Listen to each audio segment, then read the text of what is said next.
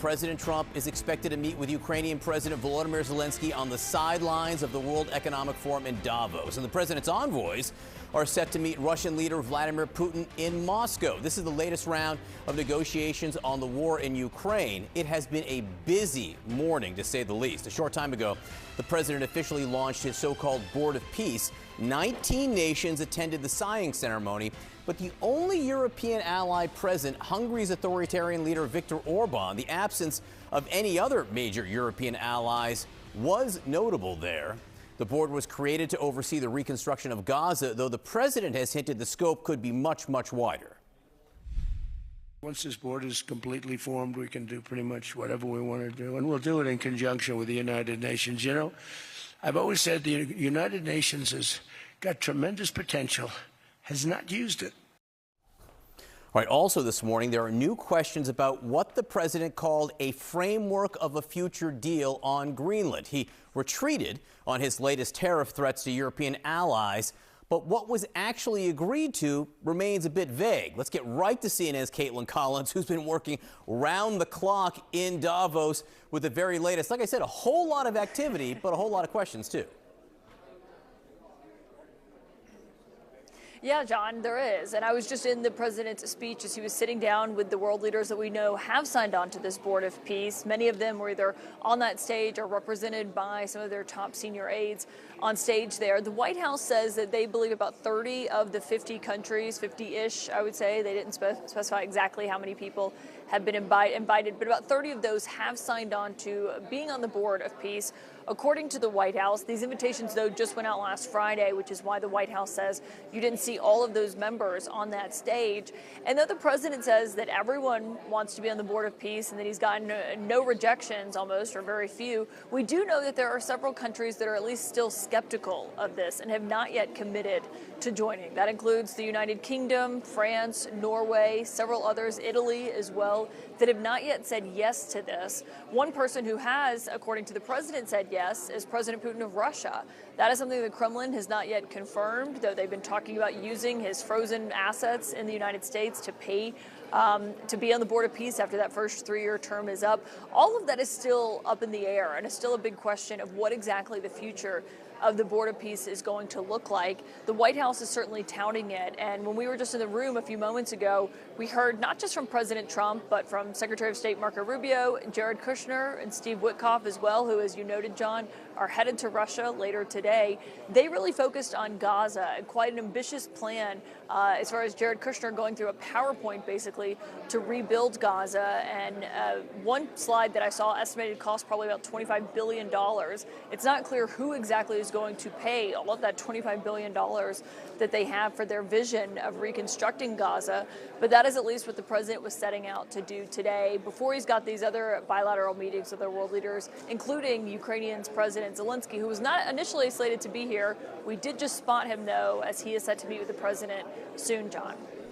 So, Caitlin, as we wait for word on what comes out of that meeting, what is actually known about what kind of deal there is over Greenland, if there is, in fact, a deal?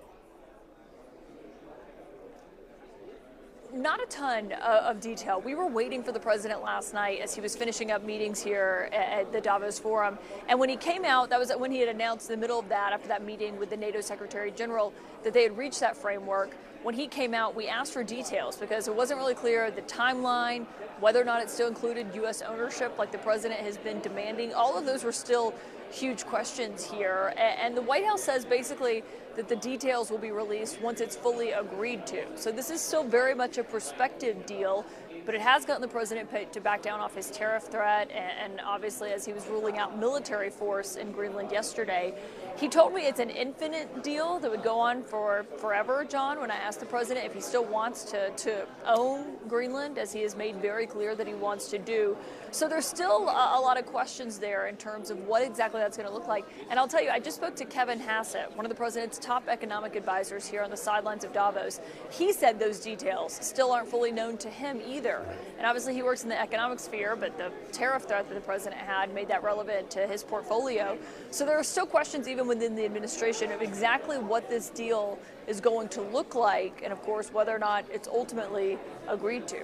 Yeah, I suppose I should have been much more careful about even calling it a deal at this point. A framework with a lot of questions still remaining. Caitlin Collins in Davos, like I said, I mean, like a 40-hour day straight for you. Thank you for all the work you're doing there. Keep us posted as there are new developments. This is the president in Davos, where he has just finished the signing ceremony for the Board of Peace Charter. This is a board that has, at the moment, at least 20 charter members, countries from Jordan, Morocco, Turkey, Saudi Arabia, Egypt, Hungary, and the purpose of the Board of Peace is to oversee the reconstruction of Gaza, promote stability and peace and governance, and also restore law and governance in conflict zones. Which brings us to the next point. The president just now in his comments was asked about Ukraine, which obviously is still mired in its war with Russia. The president said that there may be a meeting with Putin today or tomorrow, that he is still, the U.S. is still interested in working on that particular conflict.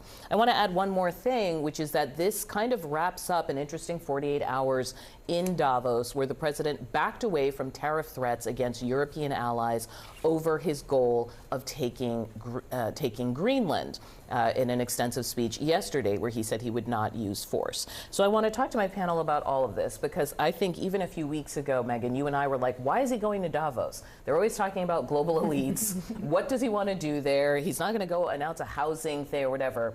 It has been a consequential couple of days. First, because of that escalation over Greenland, and now because of this conversation over how the war in Gaza will end and whether the Board of Peace, through its investment forward strategy, will do it.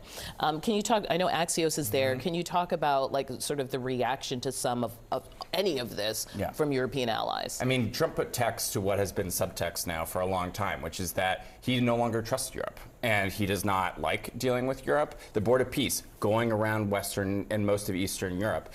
His speech yesterday was basically a very lengthy, at times subdued lecture of Europe for not doing enough to support NATO, for not, giving him the Nobel Peace Prize, for not and for not giving putting him in money Greenland. to NATO, not building up their own militaries. Exactly. There is, and this started from the very beginning when J.D. Vance went over to the Munich Security Conference early last year, when he went and basically said that Western Europe is basically in the midst of social decay.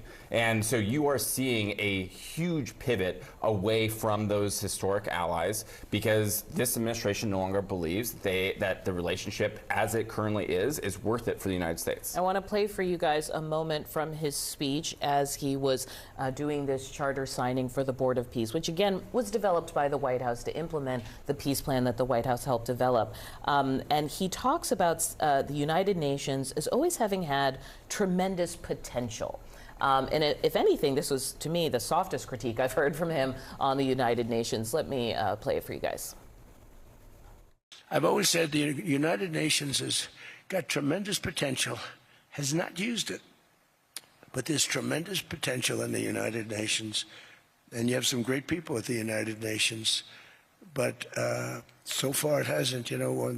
On the 8 wars that I ended, I never spoke to the United Nations about any of them.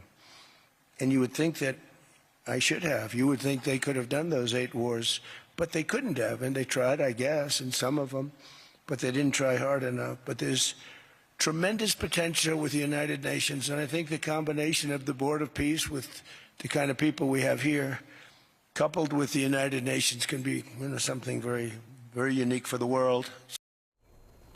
We don't know what in conjunction means, given that the White House has pulled out of many UN organizations and aid organizations. What are you going to be looking for, Megan? I mean, I think that he's not wrong that sometimes the UN is slow to move on things. It's a very bureaucratic organization. I don't think that means we should just write it off completely, which I don't think he is suggesting here either. And I think the European allies agree with you, because they're not at the Board of Peace, and they've raised a lot of questions about how is this going to work. Well, I mean, I don't think that they're at the Board of Peace because I don't think that they find it a serious operation or organization. So I think that's probably why they're not there. And also they are tired of being embarrassed and shellacked by the president for no reason after Greenland, and he just continually embarrassed them. So I'm sure that's also why they're not there, and they're also not going to give $1 billion. So I just think that it's just an interesting, I don't think we can create our own UN. I don't think that we have the standing in the world to do that at this juncture. I do think that there needs to be some more emphasis on what the UN's mission is and goal is, and try to make it less bureaucratic.